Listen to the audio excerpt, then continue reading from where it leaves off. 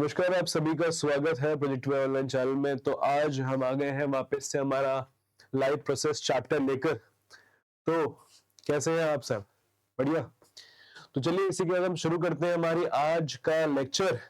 और जैसे कि आपको पता है कि हमने लास्ट जितने लेक्चर्स लिए हैं इसके टोटल आई गेस 7 हो चुके हैं। तो उसके अंदर हमने न्यूट्रिशन, रेस्पिरेशन, ट्रांसपोर्टेशन सब कुछ कवर कर दिया। ठीक है, कुछ लेक्चर्स बहुत छोटे होंगे, कुछ बड़े भी होंगे, बट कोई बात नहीं, मुझे लगता है कि उतने बड़े नहीं थे लेक्चर्स, आप लोगों ने सभी के सभी अटेंड कर लिए होंगे, राइट। तो अब हम जाते हैं हमारे, ये हमारा रहेगा अंतिम लेक्चर इस चैप्टर का, थियोरी वाला। और ये है हमारा लेक्चर नंबर 8। थियोरी वाला मेरे कहने का मतलब है कि हम जैसे कि अभी लेक्चर लेके आ जाएंगे और जो जिसके अंदर हम क्वेश्चंस प्रैक्टिस करवा देंगे इसके, जो कि एग्जाम में आते हैं। बट थ्योरी हमारी आज के इस लेक्चर में ही खत्म हो जाएगी। तो अपनी नोटबुक लेके आप तैयार रहिए, नोट्स लगातार बनाते रहिएगा, या फिर स्क्रीनशॉट्स भी ले सकते हैं, बिकॉज कंटेंट ऑफ कोर्स लिखा हुआ होगा पहले से। ठीक है, आपको मिल जाएगा। तो चलिए शुरू करते हैं। ठीक है, तो हमारे आज का जो टॉपिक है वो है एक्सक्रीशन। देखो, हमने न्यूट्रिशन पढ़ लिया, खाना आता कैसे है, खाते कैसे हैं, डाइजेस्ट कैसे होता है, सब पढ़ लिया। दूसरा रेस्पिरेशन पढ़ लिया कि जो डाइजेस्ट हो गया खाना, उसको तोड़ के एनर्जी भी लेनी है, उसके रेस्पिरेशन हो गया। अब जो एनर्जी हमें मिल गई एटीपी की फॉर्म में, अब पूरे के पूरे ब्लड के अंदर में खाने को यहाँ वहां भी तो ले आना है, ताकि हर एक सेल रेस्पिरेशन कर पाए, राइट। उनसे वेस्ट भी लेके आना है उठाकर वापस। तो वो जो काम होगा वो किसका, ट्रांसपोर्टेशन का। अब एक्सक्रीशन, जो जो वेस्ट हमारी बॉडी में बच गया, कहाँ कहाँ से वेस्ट बचा था, जब न्यूट्रिशन करा, ठीक है, न्यूट्रिशन करा, उस न्यूट्रिशन में वेस्ट बचा होगा जो कि हमारी बॉडी की जिसकी जरूरत नहीं है। उसके अलावा रेस्पिरेशन करा, रेस्पिरेशन में भी जो CO2 बचता है वो भी तो वेस्ट ही है, राइट। लेकिन उसको हमने पहले से उसका निवारण कर दिया। कहाँ निवारण हो गया उसका? उसका निवारण हो गया रेस्पिरेशन में ही, कि भाई आया गया। ठीक है, अब हम बात करेंगे वो वेस्ट जो कि हम यूजुअली अपनी बॉडी से एक्सक्रीट करते हैं, जो होता है नाइट्रोजनस वेस्ट। ठीक है, जिसमें नाइट्रोजन की मात्रा बहुत ज्यादा होती है, जैसे कि हो गया यूरिया, यूरिक एसिड। ठीक है, ये सब हमारी बॉडी में होता है, तो हम इससे बाहर एक्सक्रीट करते हैं। तो चलिए हम इसी के बारे में पढ़ना शुरू करते हैं। तो एक्सक्रीटरी सिस्टम हम बेसिकली पढ़ेंगे ह्यूमंस के अंदर में, इसी को बोलते हैं। अब देखो, एक्सक्रीटरी सिस्टम या फिर इसी का नाम दिया हुआ है यूरिनरी सिस्टम। ठीक है, क्योंकि यहाँ पे यूरिन फॉर्म होता है।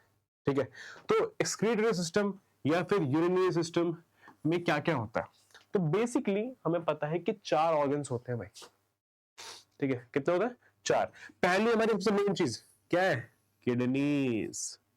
ठीक है, बहुत ही ज्यादा मेन एक्सक्रीटरी ऑर्गन। ठीक है, इसका काम मेजर होता है कि हमारा जो ब्लड होता है उसको फिल्टर करना। ठीक है, उसमें से जितना भी वेस्ट है उसको कलेक्ट कर लेना। द एक्सक्रीटरी ऑर्गन, ये मेन एक्सक्रीटरी ऑर्गन है हमारा। दूसरे हमारे यूरेटर्स। देखो, ये हमारी किडनीज हो गई, ये राइट किडनी और ये लेफ्ट किडनी, दिख रही ये किडनीज। अब किडनी से जो वेस्ट हुआ कलेक्ट, उसे हमें इकट्ठा करना होगा। तो जो यूरेटर्स है, ये जो पाइप लाइक स्ट्रक्चर तुम्हें दिख रहा है नीचे में, यहां से जा रहा है, यहां से भी जा रहा है, ये जो पाइप लाइक स्ट्रक्चर्स है, ये करते ये ना किडनी में इकट्ठे वेस्ट को इकट्ठा यहां से लेके आते हैं। कहां पे लेके आते हैं? यूरिनरी ब्लैडर में। वो किडनी के अंदर में क्या होता है कि ना, जो वेस्ट होता है उससे यूरिन फॉर्म हो जाता है। अभी हम देखेंगे फॉर्म कैसे होता है यूरिन वगैरह। बट यूरिन जो होता है वो एक लिक्विड फॉर्म होता है वेस्ट का, उसमें वेस्ट सारा का सारा इकट्ठा होता है। ठीक है, साथ में with water, content of water भी होता है उसके अंदर में। वही जो होता है वो यूरेटर से क्या होता है, नीचे आता है यूरिनरी ब्लैडर में। यहाँ पर ये जो ब्लैडर है हमारा, इसमें इकट्ठा होता है। Bladder is like a pouch तुम कह लो। ठीक है, एक पाउच की तरह, जहां पे जो यूरिन है वो इकट्ठा होता है। और जैसे ही वो अपनी एक लिमिट पे आता है, ठीक है, ब्लैडर की मसल्स होती है, उनके पास में ना रिसेप्टर्स होते हैं। रिसेप्टर मतलब कि वो रिसेप्ट करते हैं कि हाँ भाई, अब ना ये बहुत ज्यादा भर गया है, लिमिट पे आ गया, तो अब ना तुम्हें इसको एक्सक्रीट करना पड़ेगा। देन तुम्हें लगता है कि भाई हाँ, मुझे अभी बाथरूम जाना है या टॉयलेट जाना है, तो फिर वो तुम्हें जो फील होता है ना, वो इस ब्लैडर की वजह से ही होता है। ठीक है, बेसिकली। तीसरा हमारे पास में यूरिनरी ब्लैडर, बता दिया हमने, ये यूरिन का रेजर्वोयर है। देखो, यहाँ पे यूरेटर की डेफिनेशन दी हुई है, the ducts which drain out urine from the kidneys. वो डक्ट्स जो कि यूरिन को किडनी से ड्रेन करके कहां लेके आ जाती है, यूरिनरी ब्लैडर में, क्योंकि ये क्या है, इन सब का रिजर्वायर है, यहाँ पे सब कुछ रिजर्व रहेगा, यूरिन जो होगा वो रिजर्व रहेगा। और यूरेथ्रा जो है, जब urinary bladder up to a certain amount यानी सर्टेन लिमिट तक वो भर जाता है, देन क्या होगा कि अब उस यूरिन को बाहर निकालना होगा। तो उसको निकालने के लिए हमारे पास जो एक्सटीरियर चैनल होता है वही है हमारा यूरेथ्रा, ठीक है, ये यूरेथ्रा, और इसी से जो होता है यूरिन जो होता है हमारा वो बाहर निकल जाएगा, सिंपल, ठीक है। वैसे अब ये कहोगे कि ऐसा क्यों नहीं होता कि जैसे ही ब्लैडर से यहाँ यूरेटर से यहाँ ब्लैडर में आया वैसे निकल जाएगा, क्योंकि ये तो ओपनिंग ओपन नहीं, यहाँ पे स्पिंचर होता है, तुम कंट्रोल कर पाते हो ना यूरिन को, यानी कि ऐसा तो नहीं होता कि वो ऑल टाइम फ्लो हो रहा, बिकॉज वहां पे स्पिंचर होता है जो कि उसे कंट्रोल करता है। एंड जब वो मसल्स जो होती है वो ये सिग्नल देती है कि भाई अब बहुत ज्यादा हो गया, तब तुम्हें खुद ही फील होता है कि हाँ मुझे अब जाना पड़ेगा, I got to pee, right. So that's it, यही होता है बेसिस हमारा एक्सक्रीटरी सिस्टम का। अब इसके आगे में समझना ये है कि यूरिन जो होता है वो बनता कैसे है, लाइक इतना वेस्ट हमने कलेक्ट करा बट उसमें से यूरिन कैसे बना, राइट, ये समझ रहा है ना मैं। तो चलो आगे बढ़ते हैं। एक्सक्रीशन देखो, एक्सक्रीशन जो है, the metabolic activities in the body generates many kinds of waste including nitrogenous waste, इन्हीं की बात कर रहे हैं। नाइट्रोजनस वेस्ट मतलब कि waste with high amount of nitrogen,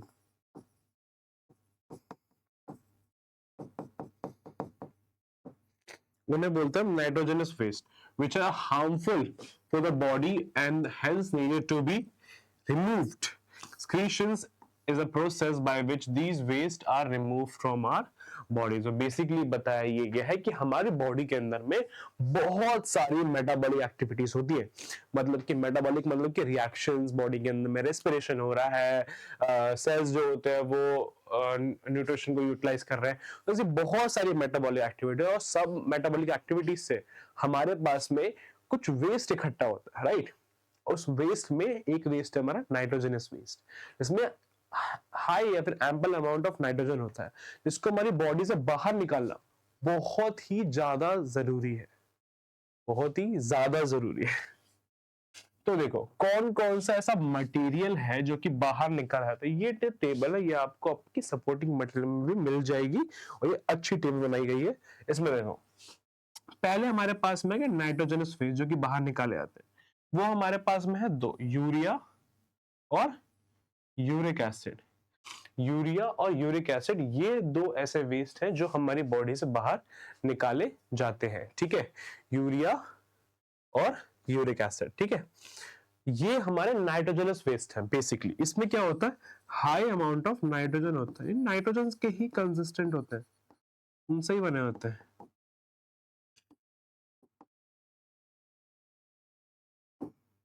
इसका तो फॉर्मूला भी याद होगा आपको, मेरे ख्याल से यूरिया का NH2CO NH2 पढ़ा होगा, NH2CO NH2, ये फॉर्मूला होता है यूरिया का, पढ़ा होगा ये सो कभी ना कभी। उसके अलावा हमारी बॉडी से जो एक्सेस ऑफ वाटर होता है, यानी कि जो ज्यादा अमाउंट में वाटर होता है, उसको बाहर निकाला जाता है, हमारे काम का नहीं है। पहला तरीका होता है स्वेट, पसीना जो आता है उससे जो होता है वाटर बाहर निकल जाता है। दूसरा तरीका है यूरिन, यूरिन में सिर्फ वेस्ट ही बाहर नहीं निकलता, जो एक्सेस अमाउंट ऑफ वाटर होता है वो भी उसके साथ साथ में बाहर निकल जाता है। तो दो तरीके, या तो यूरिन या तो स्वेट। और कुछ गैसेस की बात की गई जैसे कि CO2, CO2 भी क्या है, वेस्ट ही तो है हमारे लिए, कोई बाहर निकालता है, पर वो रेस्पिरेटरी सिस्टम करता है, वही बाहर निकाल देगा, सिंपल। तो ये सारा हमारा वेस्ट है जो कि हमारे बॉडी के अंदर से बाहर निकाला जाता है, और ये जरूरी होता है क्योंकि हमारी बॉडी को डैमेज करेगा, और ये बनता कैसे, मेटाबॉलिक एक्टिविटीज से। Very good, sorry. हाँ, जब ये जो बात की ना, ये जो पूरा का पूरा सिस्टम है, ये सब जो होता है ये मल्टी सेलुलर होता है। जो ऑर्गेनिजम्स यूनिसेलुलर होते हैं उनके अंदर में इन वेस्ट को सिंपली डिफ्यूजन से बाहर निकलते हैं। डिफ्यूजन मतलब क्या पता है, ये देखो ये एक सेल है, ठीक है, अंदर में हाई कंसेंट्रेशन है, ऑफ वेस्ट या फिर N2 बोलो, कोई भी चीज, बाहर में क्या है, लो कंसंट्रेशन है, तो अंदर से बाहर चले जाएगा, डिफ्यूजन हो गया, खत्म बात, सिंपल है।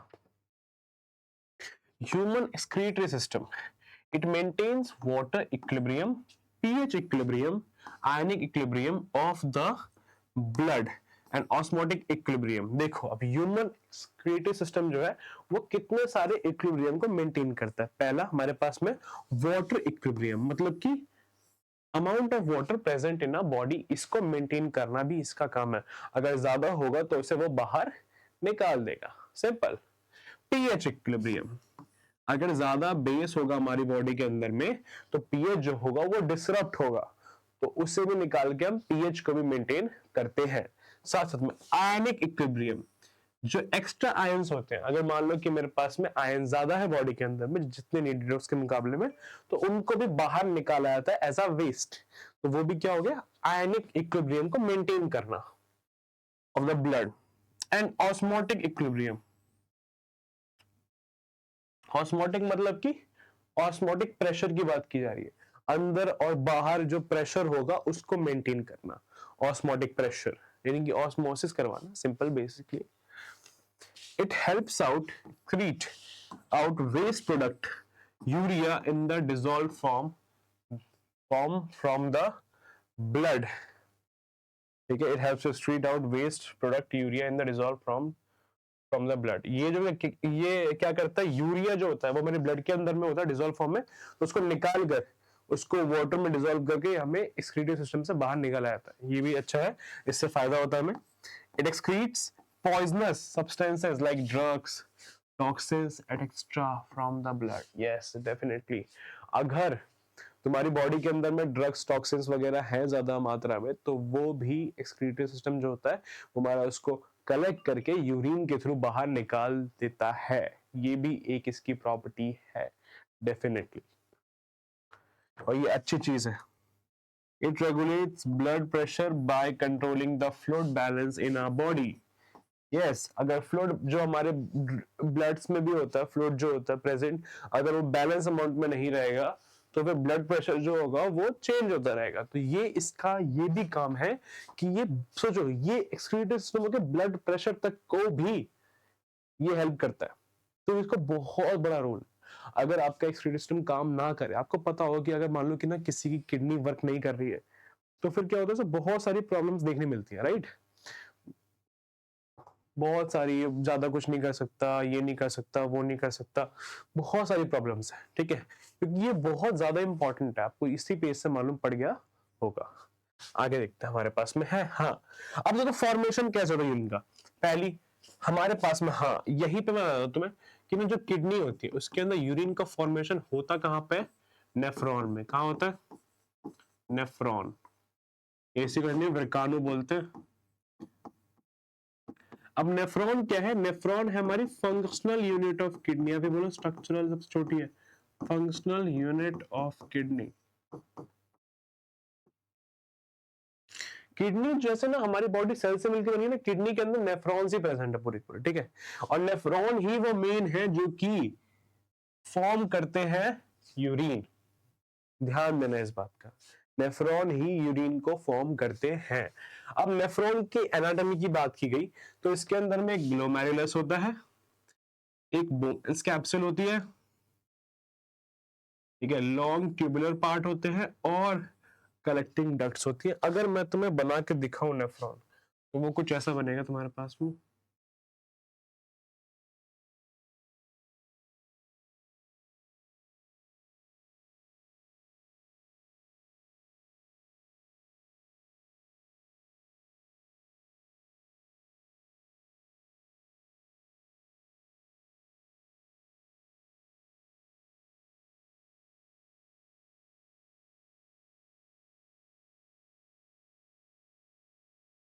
ये हमारा जो होगा, ये हमारा बोमेंस कैप्सूल है,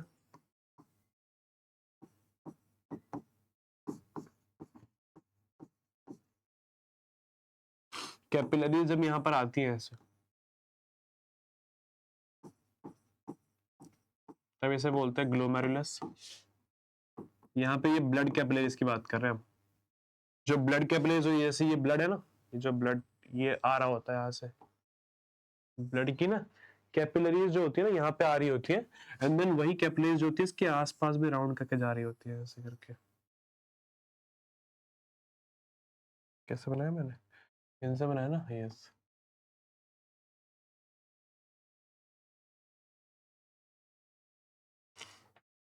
ऐसे करके ये बोमेंस कैप्सूल है, ये हमारी पीसीटी होती है। पीसीटी मतलब proximal convoluted tubule, proximal convoluted tubule. ये हमारी डीसीटी होती है, डिस्टल कॉन्वोल्यूटेड ट्यूब्यूल।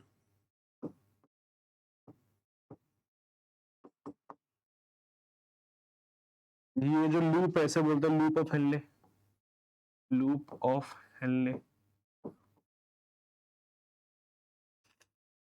जैसे ये descending loop of Henle, ascending loop of Henle, इस पूरे लूप को बोलते हैं लूप ऑफ हेनले।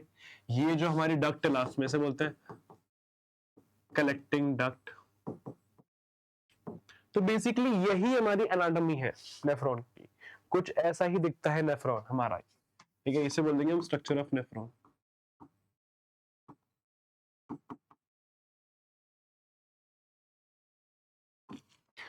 अब इसके अंदर में ये जो है नेफ्रॉन, अब इसमें क्या होता है, जैसे मान लो कि ये जो ब्लड आया, ठीक है, ये जो कैपिलरीज है यहाँ पे आई, यहाँ पर क्या होगा, यहाँ पर जो हमारे ब्लड है इसके अंदर में क्या है, वेस्ट की मात्रा ज्यादा है, और इस बोमेंस कैप्सूल में क्या है, वेस्ट की मात्रा कम है। तो इससे जो वेस्ट है वो इसके अंदर में ट्रांसफर हो जाएगा बाय डिफ्यूजन, ठीक है। और डिफ्यूजन होने के बाद में यहाँ पर हमारा डिफ्यूजन या ऑस्मोसिस, और यहाँ पर फिर हमारे पास में वो जो है वो नीचे आएगा यहाँ पर, एंड देन इसके अंदर में पूरा ट्रैवल करेगा यहाँ से लेके यहाँ तक। अब इसमें एक और चीज होती है कि मान लेते हैं कि ना, होता ये है कि वो इसमें ट्रांसफर हो गया, बट उसके अंदर में हमारे बहुत सारे एसेंशियल आयंस, ठीक है, वाटर, ये सब कुछ भी इसके अंदर में आ गया जो कि हमें जरूरत की चीज लगती है। तो जब इसमें ट्रांसफर हो गया उसके बाद क्या होता है कि बाद में ये जो ब्लड कैपिलरीज आगे ये जो घूम रही है इसके आसपास में, इसके आसपास कवर्ड है, तो जहां जहां पे तुम्हें लगेगा कि ना इसके अंदर में वो मात्रा ज्यादा है, जैसे कि आयन ज्यादा है जो कि नहीं होनी चाहिए, तो ब्लड में कम है, तो यहां से उसमें क्या होगा, डिफ्यूजन हो जाता है। तो ये दो प्रोसेस होती है, पहले तो यहीं पे डिफ्यूजन होगा, जैसे बोलते हैं ग्लोमेरुलर फिल्ट्रेशन, ये पढ़ेंगे। यहाँ पे क्या हुआ कि ना अभी भी क्या है, ये जो ट्यूब्स आ रही है, ये कॉन्वोल्यूटेड ट्यूब्स, ये लूप है, ये भी डिस्टल कॉन्वोल्यूटेड ट्यूब्यूल्स। तो यहाँ पर ट्यूब्स के पास में क्या, इनके अंदर में आयंस की मात्रा या वाटर की मात्रा ज्यादा होगी, तो होता क्या कि ब्लड को वापस चाहिए वो, तो जो ब्लड है ये वापस से उन्हें कैप्चर करता है, ऐसे बोलते हैं ट्यूबुलर रीअब्जॉर्प्शन, रीअब्जॉर्प्शन। और होने के बाद जो सब कुछ कैप्चर वगैरह हो गया, तो जो वेस्ट बचता है वो यहाँ पर आता है इस ट्यूब के अंदर में, और इससे क्या होता है वो बाहर की तरफ जाता है इकट्ठा होने एक जगह पर, और फिर वो वहां से निकलता है यूरेटर में। ये पूरी प्रोसेस है यूरिन फॉर्मेशन की, देखना यही है। तो मालूम पड़ गया चारों के बारे में, glomerulus, बोमेंस capsule, long tubular part, glomerulus, बोमेंस capsule, long tubular part, और कलेक्टिंग डक्ट। इसकी तुम स्क्रीनशॉट ले सकते हो, कोई दिक्कत वाली बात नहीं है, जल्दी से इसका स्क्रीनशॉट ले लो। और ये जो पिक्चर है काफी ज्यादा इंपॉर्टेंट है, ठीक है, बहुत ज्यादा इंपॉर्टेंट है, एग्जाम में बेसिकली पूछा भी जाता है काफी बार, ये जो सवाल है हमारा ये पूछा जाता है, तो ध्यान रखना इसके बारे में, ठीक है। ये जो हमारी ये बनी ब्लड वाली, ये हमारी ग्लोमेरुलस है, ठीक है।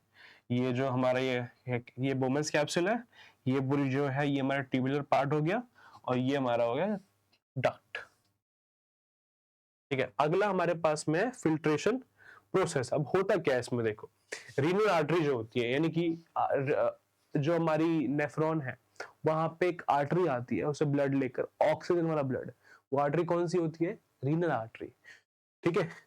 तो जो रीनल आर्टरी होती है वो लेके आती है ऑक्सीजनेटेड ब्लड, और उसके बाद में क्या होता है, तो वो लेके आते हैं ऑक्सीजनेटेड ब्लड, और साथ साथ में अपने नाइट्रोजनस वेस्ट जैसे कि यूरिया, यूरिक एसिड, सब कुछ लेके आती है अपने साथ में, ठीक है। अब जब वो आई, सही मान लेते हैं ये हमारी किडनी है, ठीक है, ये यहाँ से रीनल आर्टरी आ रही है, ये जो आर्टरी है कौन सी आर्टरी है, ये रीनल आर्टरी है। अब इस रीनल आर्टरी के अंदर में क्या क्या है हमारे पास में, इसके अंदर हमारा O2 पहली बात तो है, साथ में नाइट्रोजनस वेस्ट भी है। अब अंदर में जाके क्या होगा, ये जो आर्टरी है ये डिवाइड होगी, आर्ट्रियोल्स में है, देन वो अंदर जाएगी, ठीक है, और वो हर एक नेफ्रॉन के पास में जाएगी एज अ कैपिलरी। और वहां पे होगा क्या कि हर एक नेफ्रॉन में यही सेम प्रोसेस होगी। चलो मैं एक और बात तुम्हें यहाँ समझा देता हूँ। हर एक नेफ्रॉन में क्या होगा बता देता हूँ, ये वाली प्रोसेस, यही वाली प्रोसेस बस। हर एक नेफ्रॉन में क्या होगा, ये जो पार्ट है,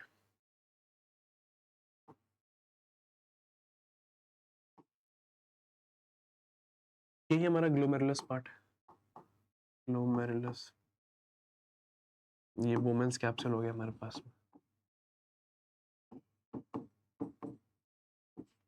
कैप्सूल की तरह है ना, बो जैसा है, तो बोमेंस कैप्सूल बोला जाता है इसको, ठीक है। अब होता क्या है कि ना, ये जो हमारी कैपिलरीज है, ये रिनल आर्टरी की ही एक ब्रांच है, आर्ट्रियोल, और ये हमारी कैपिलरीज है। यहाँ पर क्या होगा कि यहाँ पर क्या है कि इसके अंदर में नाइट्रोजनस वेस्ट क्या है, ज्यादा है, क्या है, ज्यादा है, और इसके अंदर में क्या है, कम है। तो इसके अंदर जो वेस्ट है, N2 वेस्ट, वो कहाँ पे आ जाएगा, इसके अंदर में आ जाएगा, हमारे वुमेन्स कैप्सूल के अंदर में। सिंपल, यही हमारा पहला प्रोसेस है, फिल्ट्रेशन थ्रू ग्लोमेरुलस। ये हुआ कैसे, ग्लोमेरुलस के थ्रू हुआ, ठीक है। तो फिल्ट्रेशन थ्रू ग्लोमेरुलस दूसरा। और हाँ, हमारे पास में ये जो फिल्ट्रेशन होता है, ये होता बेसिकली डिफ्यूजन से, डिफ्यूजन एंड ओस्मोसिस। गैसेस होंगे तो डिफ्यूजन से, वैसे वेस्ट ही होता है तो ज्यादातर ओस्मोसिस से ही होता है, तो दोनों ही मान लो तुम, ठीक है। हमारे पास में ओस्मोसिस डिफ्यूजन दोनों ही प्रोसेस होती हैं अदर एम्पल अमाउंट में। और ये जो वेस्ट है, ये सारा का सारा क्या कहाँ पे आ गया, बोमेंस कैप्सूल के अंदर में इकट्ठा हो गया। तो यही हमारी, और ऐसे ना हमारे जो किडनी है टोटल, उसके अंदर में ना मिलियंस ऑफ नेफ्रॉन्स है। कितने, millions of nephrons, millions of nephrons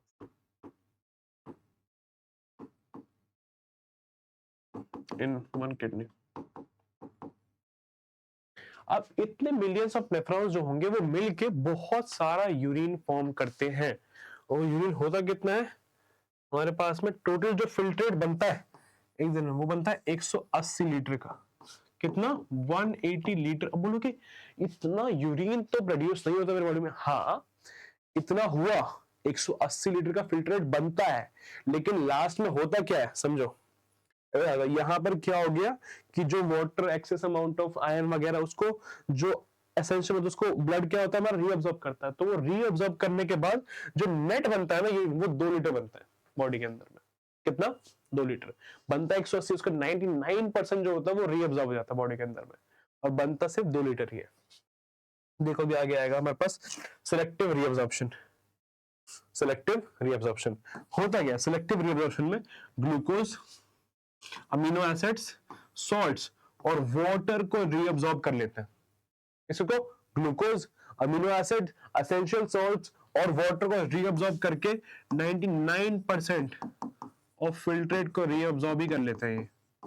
और बनता कितना है फिर हमारे पास में, बनता है सिर्फ 2 लीटर यूरिन। तो देखो एक्सक्रीशन पाथ, यूरिन जो हो गया वो कहां पे एंटर हुआ, कलेक्टिंग डक्ट्स में, जो लास्ट में नेफ्रॉन के, फिर वहां से वो गया यूरेटर में, यूरेटर से वो गया यूरिनरी ब्लैडर में स्टोरेज होने के लिए, फिर यूरेथ्रा से बाहर निकल गया। और ऐसे हमारे दिन में कितना निकलता है, टोटल 2 लीटर यूरिन का एक्सक्रीशन होता है एक हेल्दी ह्यूमन बीइंग में। अगर आप ऐसे एम्पल अमाउंट ऑफ वाटर नहीं ड्रिंक कर रहे हो तो फिर आप में 2 लीटर नहीं बनेगा, ऑफ कोर्स सी बात है। बट बॉडी के अंदर में अगर तुम अच्छे से ड्रिंक वगैरह कर रहे हो प्रॉपर, तुम्हारी बॉडी हाइजीन वगैरह सब अच्छा रहेगा, और साथ साथ में वाटर की क्वांटिटी अच्छी रहेगी, तभी परफेक्ट अमाउंट ऑफ यूरिन बनेगा तुम्हारे बॉडी के अंदर में, ठीक है। लास्ट है ब्लैडर कंट्रोल। ब्लैडर का हमें पता है, ब्लैडर का जो मस्कुलर स्ट्रक्चर होता है उसके अंदर में ना रिसेप्टर्स होते हैं। क्या होते हैं, रिसेप्टर्स होते हैं, स्ट्रेच रिसेप्टर्स तुम बोल दो। तो जब ब्लैडर जो होता है वो उसके अंदर यूरिन फॉर्म होगा तो वो स्ट्रेच होगा, स्ट्रेच होने का एक एम्पल अमाउंट का वो तुम्हें सिग्नल देगा कि भाई हाँ अब हमें यूरिन को एक्सक्रीट करना है। और नर्वस कंट्रोल भी होता है हमारा उसके ऊपर में। अर्ज फ्रॉम ब्लैडर प्रेशर, यस अर्ज आती है कि अब तुम्हें जाना पड़ेगा टॉयलेट, बिकॉज अब वो ब्लैडर जो है वो एक अपनी लिमिट तक आ चुका है और अब उसे रिलीज करना ही पड़ेगा।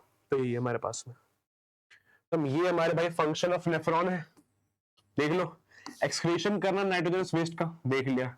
मेंटेन करना water and ionic balance, of course सी बात है, इसी को बोलते हैं ऑस्मोटिक रेगुलेशन। वाटर और आयन जो होंगे वो एम्पल अमाउंट में बॉडी के अंदर रहे, इसे मेंटेन करना। देखो यहाँ पर ये बोमेंस कैप्सूल है, ये ग्लोमेरुलस है, यहां से हमारे पास में आया ब्लड, इसके अंदर में जो भी इसमें N2 वेस्ट वगैरह वगैरह वो किस में आ गया, इसमें आ गया हमारे बोमेंस कैप्सूल में। अब यहां से वो गया पीसीटी से होकर डीसीटी में, और लास्ट में चला गया वो किसमें, डक्ट में। और इसी पीसीटी और डीसीटी में क्या हो गया कि जो भी एक्सेस अमाउंट ऑफ चीजें थी उसके अंदर में, जो कि हमारे बॉडी को जरूरत थी, उसको वापस उसने रीअब्सॉर्ब कर लिया। देखो ये स्ट्रक्चर ध्यान देना, अभी मैंने इसको बनाना भी सिखाया था आप लोगों को, तो वैसे भी आप बना सकते हो, कोई दिक्कत वाली बात नहीं है, ऐसे बना सकते हो। ये तो और इजी बन गया आपके लिए। ये लो,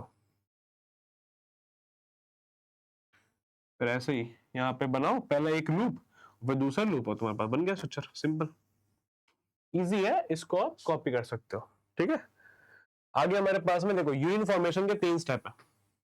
पहला glomerular filtration, nitrogenous waste, glucose, water and amino acids filtered from the blood into the Bowman's capsule of the nephron. पहला प्रोसेस, जितना भी वेस्ट वगैरह था ब्लड में, ग्लूकोज, अमीनो एसिड, सब क्या हुआ, ग्लोमेरुलर से बोमेंस कैप्सूल के अंदर में आ गया। पहला प्रोसेस, नाम क्या है इसका, ग्लोमेरुलर फिल्ट्रेशन।